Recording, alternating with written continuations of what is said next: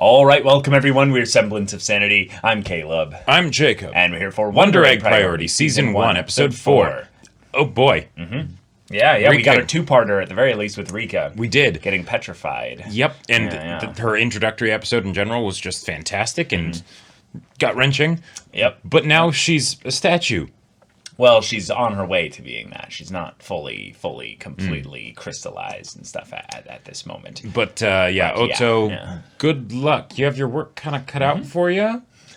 Uh-huh. Yeah, and this is also one where you guys are kind of here together, which is its own kind of weird world-building thing. Right. But, Yeah, and then on top of that, stuff with the teacher just keeps building. Yay. Yeah. So, y'all, without further ado, let's get into this. All right, everyone, now be sure to go check out the reaction portion of the video in the description below, then come back here for the discussion.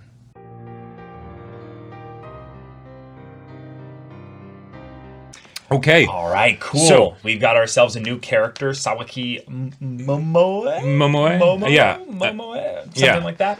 All right, cool. Okay. This is probably one of my, favorite initial simple introductions of a trans woman into an anime, because most of the time where it's not like it is in this or in Zombieland Saga, where it's done just really, I would say, just smoothly, or with any kind of jiving or no trying to use it for comedy or anything like exactly. that. In this case, no, we're going into the traumatic aspect of it, where it's the no, that's something you've had to deal with your majority of your life.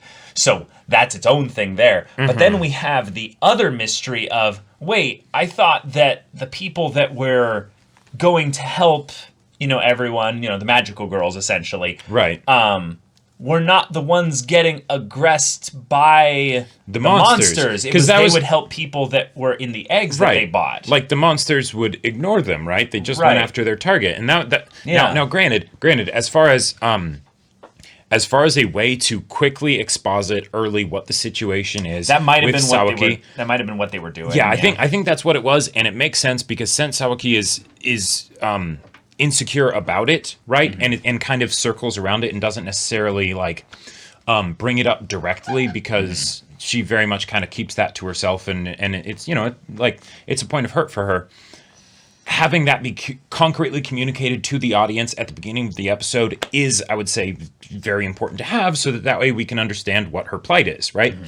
But the mechanics of the supernatural aspects of this world are finicky enough that I'm wondering if that's something that is just don't think about it too much, we need it for exposition here, or if it's some kind of recontextualizing of what's going on. Yeah, we have bigger issues in the world building department mystery than that, because the one that immediately stood out to me was, the way this episode was kind of cut felt a little bit odd.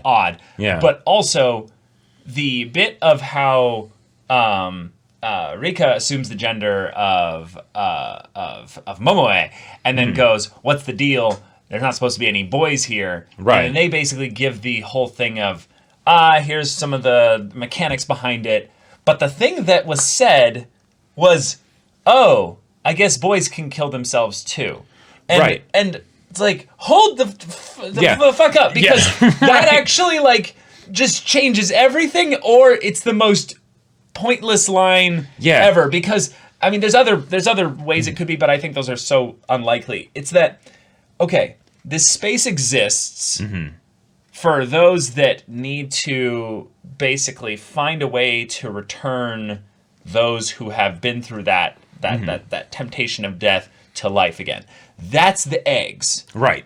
That people makes that have sense. Killed themselves and try and bring them back. Cool, but why would Rika assume that Momoe had killed themselves? Now, the only way I could see that sentence still working and having Rika not have assumed that is if there's some sort of assumption that Rika has made that people also can only save people within the eggs of the same gender. So that, this person's a dude, so therefore I guess guys can kill themselves too, right? Like that's, Oh. but even then, there's nothing to mean like there's nothing established that would mean that would be the case. Like I don't know why Rika would think that necessarily. Yeah, exactly. So and Yeah. and if this was a situation where everyone here had like died, surprised they'd killed themselves, all these people that are here as our magical squad, Right. you know, Which they're would- all dead. They all committed suicide, right? Which would be know? a crazy twist, but I kind of hope that wouldn't happen because then what happens with the teacher and the mom and all that stuff? Yeah, but because all that stuff just irrelevant. right, but you even know? if that is the case, I would think that would be more of a surprise. And while I guess Oto wasn't there, so she might not know, and Sure. like maybe you know Rika and Neru know because they've been around a Neru while. knows a lot more. Neru Yes. knows the name of one of the people that was at the table. And Right. we also finally looked a little bit closer, listened closely more Mm-hmm. to the voices, and those are two separate guys. Yes. And also their speech patterns are different. Like very much in the way that they talked and how they were talked and the words that Yeah. they used and even the belief systems that they seemed to have. Sure. You could tell that they were different people. Mm-hmm. And that's also something that's a little bit odd because we felt like they were more of like an AI of sorts, like some kind of Right. disembodied Amorphous. non-human entity that was kind of just managing this Right. whole reality. And while I suppose it's possible that these are just different aspects of that same entity, and it's a way to explore the idea that it's sort of unknowable by regular human standards, so it takes on the form of multiple guises, like to Except get, this is consistent. right? And they have names. Yeah, And she gave one name to like address one of them specifically. just So one specifically, and that's why that one spoke up. So, Right, I get more of the vibe here that we're dealing with some kind of metaphysical kind of observation station of sorts, where this is like, I love the train analogy with regards to death too. There was a bunch of stuff with trains with regards to Momoe, but that this is the station when you go and grab your ticket, and then you choose which train you're going on Right. to someone else's afterlife or something like that. Sure. And you go and help them move on, essentially. Yeah. There's a very much a Shinigami type vibe of all these people who have been through suffering or trauma or some kind of death, some kind of horrible experience. You then basically dredge up their demon right, and fight it and kill it for them so that they can move on with peace and Exactly. closure. And- which is okay, that's awesome. Yep. But there's some curiosity with regards to how this interacts with the real world, and I think we either got something that wasn't supposed to be some big thing. Oh, of like that they get more fit when, like, as a result of doing the fighting in the. Well, that's its own Egg thing, worlds? yes. But like the fact that why are these people here? Like, Yeah. It's I don't know Hmm. the sort of the aspects of how they fight the inner demons of the person and stuff is great. It's but like almost mythic, and the fact that the people also help. Like I feel like every single time that we've seen one of these fights, Yeah. the person that was the victim, the person that killed themselves, ends up doing something to help them also defeat the monster. Yeah, I think that was more of a recent thing specifically. Like in this episode, they made a you had the big deal music about and it. then the other bit that Yeah. went on a bit too long for my taste. But so okay, now we've got this new character. We've got our full quartet. Yeah, this is the episode that felt like they were trying to make sure we got all the characters into the same place, and we were kind of jumping around a lot to Yeah. make sure that we were emotionally attached to Momoe rather quickly. But because of Momoe's plight and struggle, it's not hard to connect, I would say, with her. Uh-huh. But And if anything, I would have liked maybe a bit more time with Momoe, because there was the stuff from the previous episode that needed to get resolved, and then there was just the reconnecting with all the characters and whatnot. But, Right. But I suppose it's at the point where it's like, okay, now everyone's met, everyone's more or less together, and then we can move on from this, right? As a unit, right? Rika probably would appreciate that term. Yeah. Into whatever the story has next. yeah. But One of the things that's just kind of something I've kind of realized here is that if you look at the backgrounds for this show, there's a lot of moments where you can very easily tell, this is the real world. Sure. This is the real world. Right. And it's usually based on the people that are moving in the background. And that's your clue of, okay, we're in All the right. real world here. But if it's ever a one-on-one, setup here. There's a very real possibility that it's not the real world. Sure. If the background is focused on things that are moving or seem like places of destination or things that you're going places, like here there's like a tunnel, like here we have the train station and stuff, then we're also, and there's no people, then it's probably also not the real world. Right. So there's like a really unique kind of bit with this where you see Momoe have an accidental run-in with Oto. Otoi and Neru. Yeah. But you can very clearly tell because they're in this residential area that they're in. Looks like the real world. Looks like the real world, right? Doesn't have to be, but it looks like it. But that's the thing. The editing reason of going from, there's a sunflower. They're a bit eccentric. It's like, you'll get introduced to them. And it's like, suddenly she's right by them, walks by them. Yeah, And I have to assume this is almost like an adaptation choice or something like that, because this feels so jarring in a weird way that I'm now like questioning how much blend is there between the real world and this other world. Because I just have to like wonder if they're being told about, for instance, the sunflower. It's like, oh, cool. We get a visual reminder of, yes, Otoi is the one with the sunflower and the yellow hoodie. And it's like, oh, that's sweet. But just suddenly nearby them and then jump right back into a fight. It's like this is Sawaki's, just daily life. It's lonely. It's hellish. It's filled with saving people that fall in love with her, but always leave, because, well, they're not really here in that respect. So one of the things that if it does end up being something where, surprise, everyone killed themselves, I'm curious what they'll do for Oto, because I almost could see there being something where it's like, that part where the car had to stop when she was in the middle of the road. Yeah. Nope, that was actually it. She just sat in the road because she wanted to die. Yep. And car didn't see her, Yep. Boom. Yep. Straight done, up. Yep. And maybe she hasn't fully accepted it herself, because whenever it goes back to the trauma that she went through with Koito and things like that, and that whole situation, she's very avoidant of it. So I wouldn't be surprised if that was kind of what it was. And then the whole thing with the teacher and the mom is maybe the fact that she is kind of in her own little world with the monster that's there that she needs to deal with. But, right? That'd be a cool twist, yeah. Now, it doesn't necessarily work with the hard mechanics of what they've established for these monsters in the world and things like that. But if they wanted to, have it be kind of like a little bit trippy and sort of like, twist, reveal, I feel like they wouldn't do that because of how many characters have come to her room and her environment there. So I think the real weird thing for me is that this space that they're in here is more connected to the real world than disconnected, if that makes sense. Because I was originally thinking that there was some kind of aspect of this where, when I was thinking about they've all committed suicide, I'm like, is there any way I can interpret this the other way? And then you said the thing of, well, what if it's just that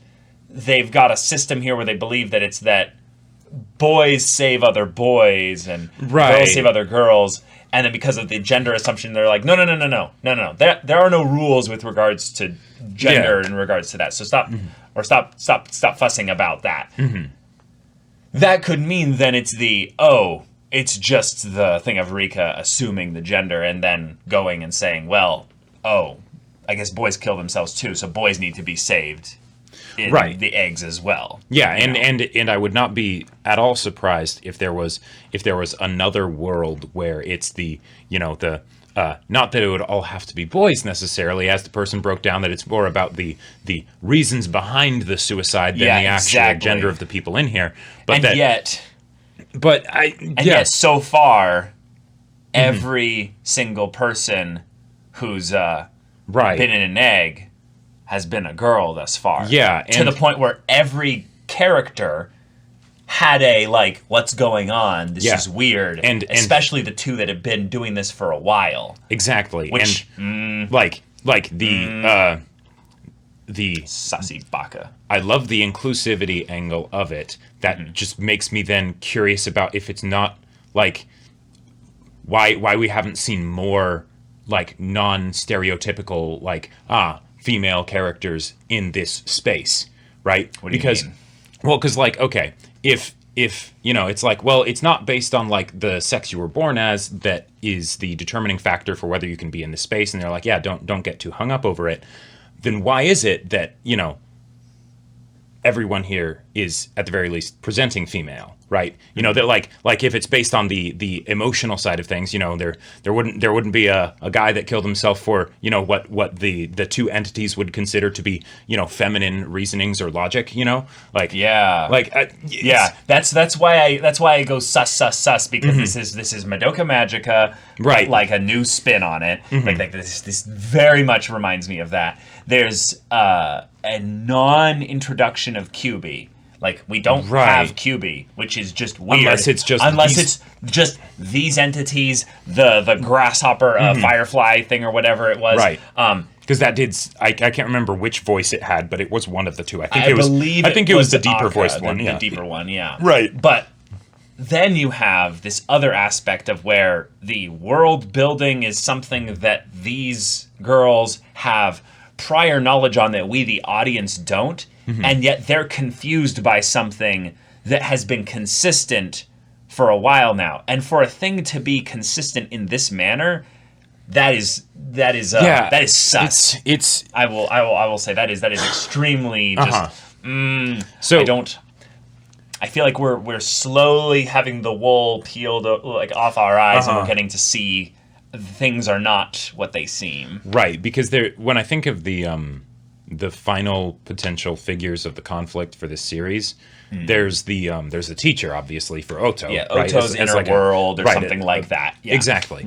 But then there's also these entities, right? Because they definitely do not seem trustworthy at the very least, if not, you know, potentially all kinds of twisted. But the kind of things I feel like they're setting the groundwork for, though, is that all these girls are going to have moments where they're going to have their own trauma revisited through the shared experience of overcoming the struggle within the character that's in the egg. Right, helping them with their issue. Yeah, exactly. And the best way to solve your own problems is to help someone else with theirs. Yeah, exactly. So that's where all this is, I feel like, getting the groundwork for. Otoi has the most underlying issue from the beginning. Right. And that's why she's the main character. Yeah, and that Koito and that whole mess is something that she has not fully resolved yet. Yep. It is something that she keeps getting little drip feeds of new context or new understanding, if you will, with regards to how she feels about it, but also potentially as to what happened. And that's something that just makes this whole thing feel just off. So, slight tangent. Yeah. But one of the things that I would like to explore is the idea that it really seems like the show sets up that it's not just that there's the trauma of the girls in the eggs that have killed themselves, but there's also the trauma of the main cast, right? Yes. That they're needing to deal with in their own ways, and Oto's is the most obvious. She's the main character, all that stuff. Yeah, with like Neru's being the least obvious. Yeah, because we don't even necessarily know what it is. Rika's was very upfront. Well, right, but Neru's thing is she's trying to save someone. I think it's her younger sister or something. That's right. I think so. Yeah. Right, and then we just don't know what the story is behind it. Right, exactly. And then we get Sawaki introduced, or Momoe, and in the sort of montage bits that we saw, I have some questions, because when there was the girl that was like, touch me, did that seem to you like maybe it was a bit more forceful? Well, it's just in the verbiage, yeah. Well, right. Of course it was. No, but the fact... Well, we don't know the context of what brought it up to that. No, right, but... That's why sure. I wouldn't immediately guess anything about that, other than you could tell that Momoe was uncomfortable. Right. There was sweat coming off exactly off of her neck. And originally when we saw that scene, because I think it was before the monster was like, oh, you know, I'll cut it off or whatever, you know, no men on this ride or something like that. I originally thought that it was something. I thought that that Sawaki was a girl, like biologically as well, and that this was just something where it's I'm uncomfortable because this girl's coming on to me, and what do I do, right? But given the fact that their first like job mission, that the monster that they defeat was a sexual predator, Yes. that makes me wonder if this was a situation where they had a similar scenario with that girl at what it looked like they were in like the nurse's office of a school or something like that. Yeah, because bring up the scene again. Right, because the girl that Sawaki helped, that we saw when they were fighting the monster and all that stuff, right? She also talked about how the adults did not acknowledge really even what happened. It was you should have put up with it. Oh, you got your dad fired and things like that. The mom was like, well, Right. That's a good thing. Yeah, that just means you were cute, right? Which is all sorts of fucked up, right? Yeah. But I wouldn't be surprised if there was a similar situation with Sawaki where it's but you how could she have actually, molested you, right? You're taller than her, right? You're biologically a boy, right? You should have been totally fine, right? Mm-hmm. Because I got the feeling that it was something where the reason that girl was like, touch me, was because she was like, because I see you as attractive as a man, basically, right? And that was the thing that kept bothering Sawaki when she would meet these girls and stuff, is that they would assume, you're a guy. Oh, and then they would fall in love with her, right? Oh, you're so manly. Oh, your shoulders are so strong and stuff. Oh, I'm not feminine. Yes, you are. Mm-hmm. Right? And I don't know if that's something that's necessarily going to be explored more with how Sawaki then has to deal with it and process it and figure that whole crazy situation out. Right. Because it was introduced and done very quickly in this episode, but I feel like it could be, and there's a part of me that wants more focus on Sawaki, because we're going to get some more. No, right.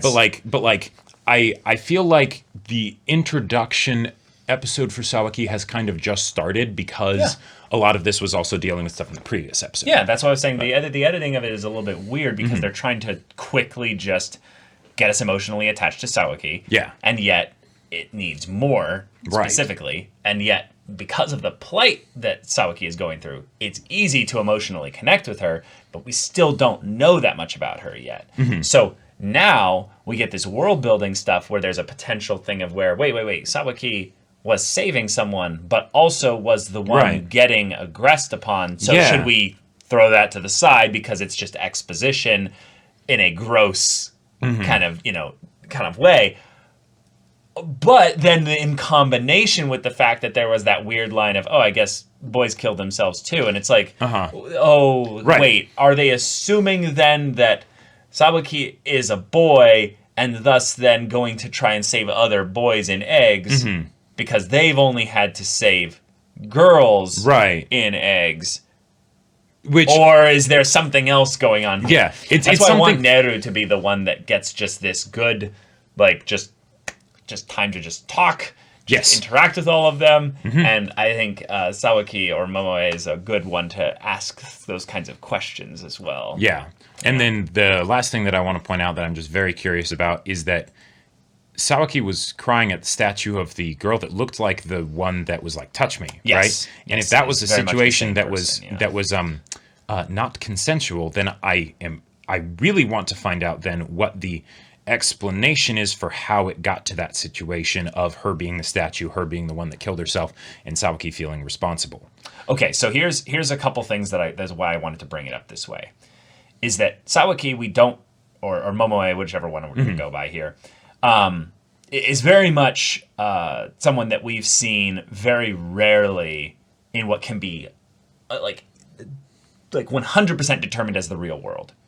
All the stuff that we've seen with her could be, except for a couple parts, considered actually not the real world. Especially because a lot of these one-on-one interactions that ended up with her going to save girls that were having issues that ended up falling in love with her. Right. But the difference is that the statue usually has some connection to someone from the real world. Right. So... And it looks like it might be that person, but, well, maybe not. Yeah, I'm not sure. It might not be. The face is covered. The main point, though, is that it's connected in the way the scenes are, so I would assume for a little bit. Right, that does have a connotation person. of relevance, yeah. Yeah. And then it's bookended by going back to that scene, and she kneels down and is crying. Right. I would not assume that this was something that was necessarily some horrible traumatic thing. Okay. Just that it's a very emotionally complicated one.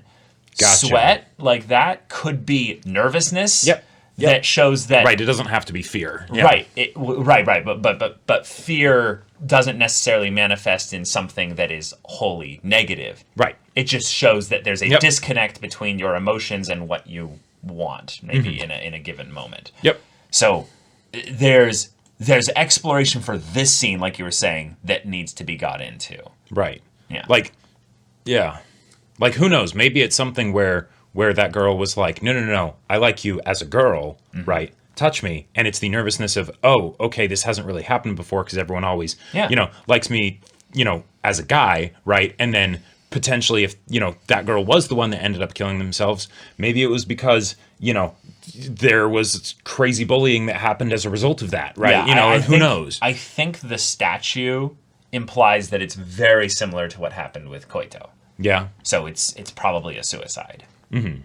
And at the very least, I could see this being a situation where Momoe is looking for their egg specifically to try and, reconnect with them, or at the very least, maybe save them. Well, wasn't the mechanical thing of it is that if you save enough people in the eggs, then the statues come back to life? Or at least that's what's been promised. Right. And hence I by the way, I love the world building thing of them like checking up on it and like, okay, it's warm, right? Because that shows that progress is being made. Yes. But also it shows that maybe these weird, disembodied entities in this world or whatever aren't wholly untrustworthy or can be trusted to some extent, right? There are some things that they're saying that are at the very least accurate. So, can I go into true tinfoil hat theory territory? Because I feel like this is the last thing I have to say. Mm-hmm. But I'm trying to find the economy of this. Okay. Because Madoka Magica. Yeah. So where does this cycle? Right. And the cycle, I think, is that over the course of time, the magical girls do end up saving the one that they want to save, right? Sure. But what's the cost? What does that person become? Right. When they get saved? When they go from statue to saved, what happens? Right. Yes. Do they stay in this world? Do they go back to the real world as if nothing's happened? Do they have any memory of what happens? How does a person that comes back to life go back into the real world and have any kind of normal life? Yep. They don't. Right. It's impossible. So right. It reeks of some sort of bullshit. Yeah. So there's two answers here. One, we're in a fantasy.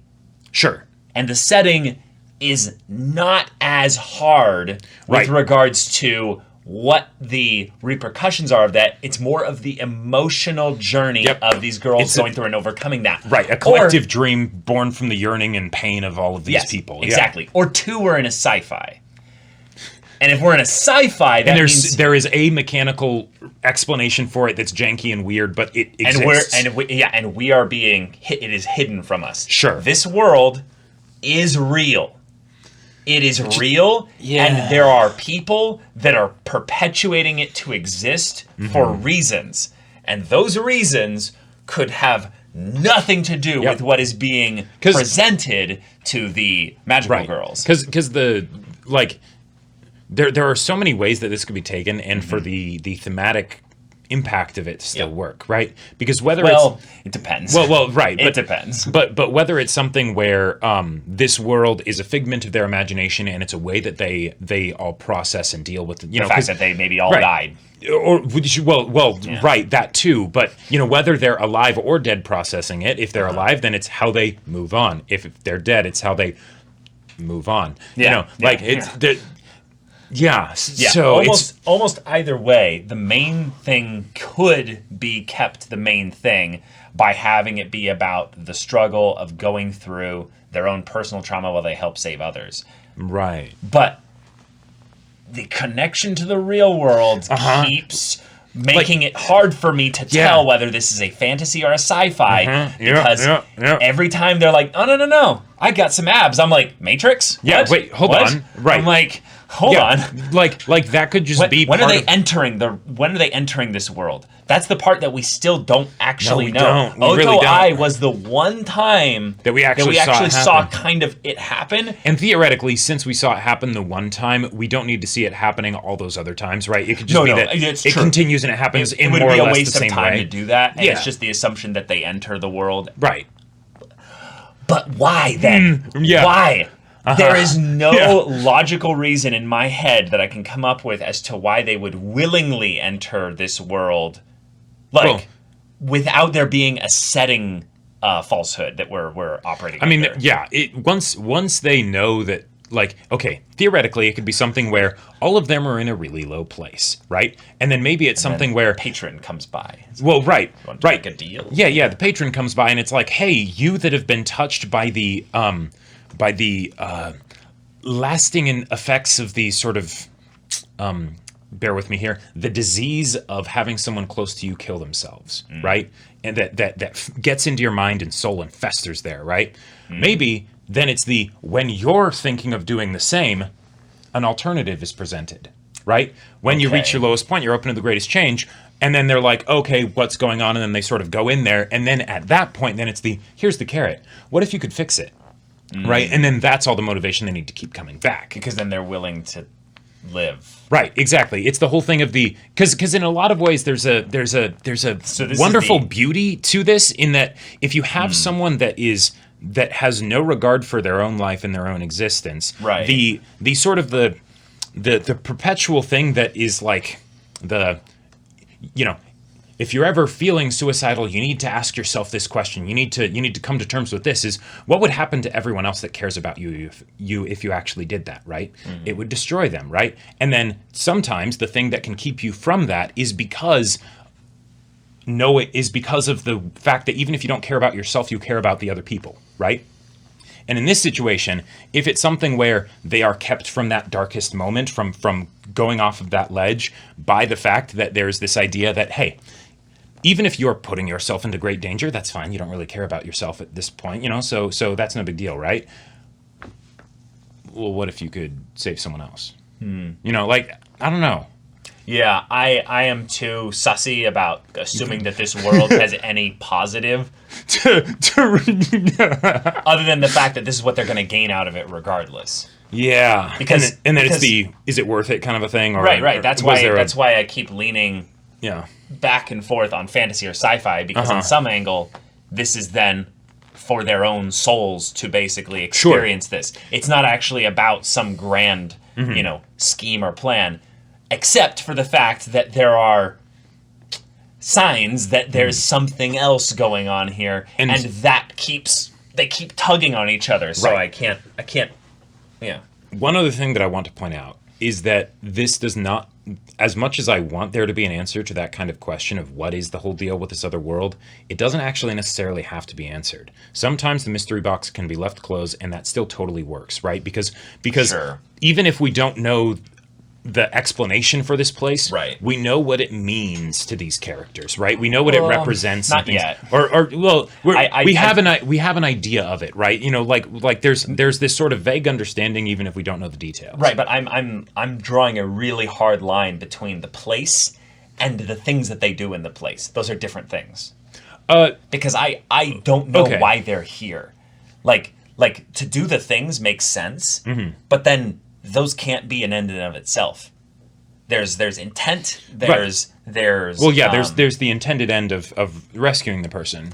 well, right. But the intent that comes from either their own innermost desires that manifest this place, which is that's pretty fantastical and Right. it's Yeah, and great that is stuff. an explanation for That is it. that is a possible explanation. But then there's all this other stuff that starts to make it feel like it's actually more crafted, and there's idiosyncrasies, and there's parts that don't make sense to them, and there's things that they were basing assumptions off of because it was that consistent, and it's like whoa, Yes. whoa. So This reeks of humanity now. Well, and the thing that I'm trying to get at here is that it is possible for all these things that feel like promises that we will explain the mystery of this world and how this all works and stuff could also just be things that are there to keep the thrill. The thrill, yeah, but I feel like that can have a negative connotation. No, I know what you mean, but like the mystery. Yeah, the mystery, the mystique, the Yeah.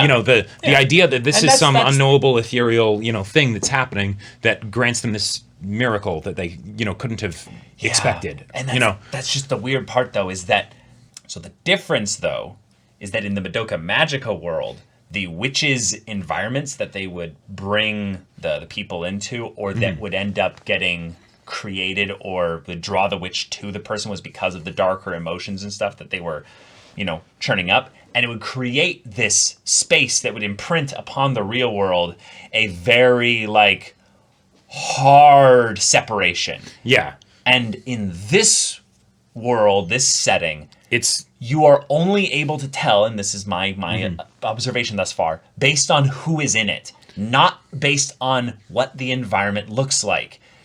And that is something that was literally done in this episode by saying, wait, who's this?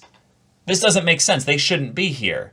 okay. With Sawaki or Momoe? Yeah, Momoe. Yeah. Which is just very strange to me, because then it means, you could actually get confused if you were alone. Yeah, because and you didn't have anyone to draw as a frame of reference. Because while there are things sometimes that make it more obvious in the environment, like the weird train, or when there's states of decay or disrepair, or ivy, chaotic colors going coming up from the monster.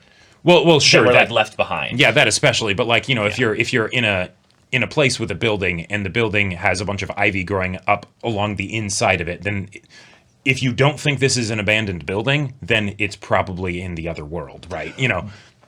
Right, but we rarely have the characters questioning whether they're in the real world or not, which could be part of the whimsy, or it could be some crazy thing. I think it's part of the fact that their lives in the real world are starting to matter less and less. Sure, because if you think another angle to look at it, Yep. since they need to make sure that they don't ever get pulled in by all of the stuff that happens in the other world. Right. There's obvious things like wounds and stuff. But if you think about it another way, you're a magical girl now.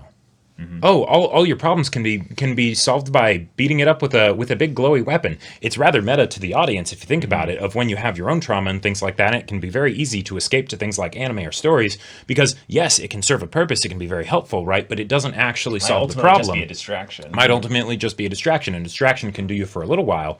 But what happens then? And while this could just be the therapy kind of that they all need in this non-real space, Absolutely. it could also become something that they become dependent on. Yeah, and maybe a little bit more insidious, especially if there's some kind of human connection to it. Sure. Because I really I have so many feel friends in that space. Well, yeah, but I really feel like if this was their shared collective unconsciousness kind of thing, they wouldn't channel up those two puppet-looking people at the table there. And they're too how do I say this?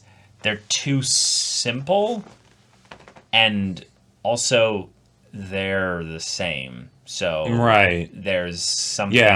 Yeah, it's weird. Yeah, there's the same based on all their perspectives in that regard. So I just, I'm sussy baka. Yeah, but y'all, this is a crazy bit of discussion for this episode. Great episode. Lots of theory stuff potentially from it, and I could say a good chunk of my whole thing regarding the whole boys commit suicide too could be completely like Yep. thrown away. Could be a lost in translation kind of a thing, or who knows? Or just you know? I have bad reading comprehension with regards to the context of the scene and stuff. Yeah. But Let's either get way, more Momoe. it's more Momoe, exactly. So y'all, thank you so much for watching this episode's reaction and discussion. If you want to see the next episode's reaction and discussion right now, though, go check out the link in the description below for our Patreon. You can get an early access there. You can watch full-length timer reactions there, and all this comes with Discord access, so you can chat with us in the community there about this show, about anime in general, and also be sure to check out our Twitch channel. Stream every weekday. The info's in the description. Yeah, so if any of that interests you, we'll see you there. But until then, we're Semblance of Sanity. I'm Caleb. I'm Jacob. And we'll see you all Next time.